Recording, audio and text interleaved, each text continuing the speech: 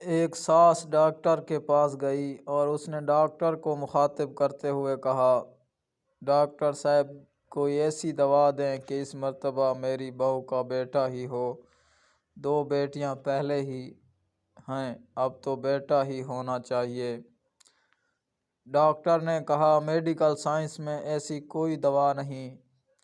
ساس نے کہا کہ پھر کسی اور ڈاکٹر کا بتا دیں۔ ڈاکٹر نے کہا، آپ نے شاید میری بات غور سے نہیں سنی۔ میں نے یہ نہیں کہا کہ مجھے ایسی دوا کا نام نہیں معلوم، بلکہ میں نے یہ کہا کہ میڈیکل سائنس میں ایسی کوئی دوا نہیں ہے۔ اس موقع پر لڑکی کا سسر بولا کہ وہ فلاں لیڈی ڈاکٹر تو۔ ڈاکٹر نے بات کاٹتے ہوئے کہا کہ وہ جعلی ڈاکٹر ہوگا۔ اس طرح کے دعوے تو جعلی پیر، فقیر اور حکیم کرتے ہیں۔ اس موقع پر لڑکی کے شوہر نے کہا کہ اس کا مطلب ہے ہماری نسل نہیں چلے گی۔ ڈاکٹر نے کہا، یہ نسل کا چلنا کیا ہوتا ہے؟ آپ کے جینز کا اگلی نسل میں ٹرانسفر ہونا ہی نسل چلنا ہے نا؟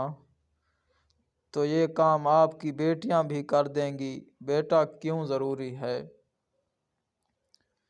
ڈاکٹر نے کہا کہ ساہیوال کی ایک مخصوص نسل ہے جو زیادہ دودھ دیتی ہے۔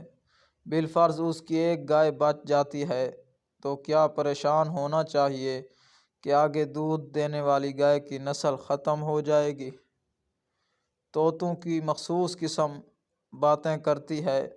بالفرض اس نسل کی ایک طوطی بچ جاتی ہے تو فکر ہونی چاہیے کہ یہ مر گئی تو اس نسل کا خاتمہ ہو جائے گا۔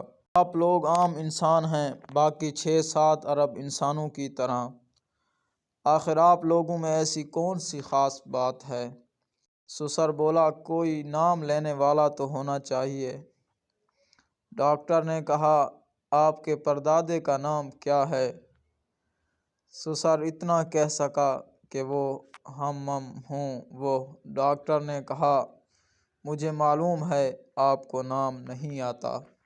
آپ کے پردادا کو بھی یہ ٹینشن تھی کہ میرا نام کون لے گا۔ آج اس کی اولاد کو اس کا نام بھی پتہ نہیں۔ ویسے مرنے کے بعد آپ کا نام لینے سے آپ کو کیا فرق پڑے گا؟ آپ کا نام لینے سے قبر میں پڑی آپ کی ہڈیوں کو کون سا سرور آئے گا؟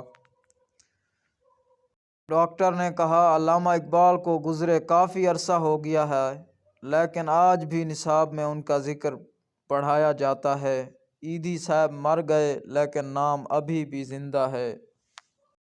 غور و فکر کیجئے، کائنات کی سب سے بڑی محبوب ترین ہستی رسول اللہ صلی اللہ علیہ وسلم کی حیات طیبہ پر اور ان کی آل پر، جن کو اللہ تبارک و تعالی نے بیٹے عطا فرما کر واپس لے لیے اور بیٹی سے رہتی دنیا تک رسول اللہ صلی اللہ علیہ وسلم کی نسل کو پوری دنیا میں پھیلا دیا۔ لہٰذا بیٹی اور بیٹے میں ہرگز فرق مت کریں۔ بیٹا اگر نعمت ہے تو بیٹی رحمت ہے۔ نعمت کا محشر کے دن حساب لیا جائے گا، رحمت کا نہیں۔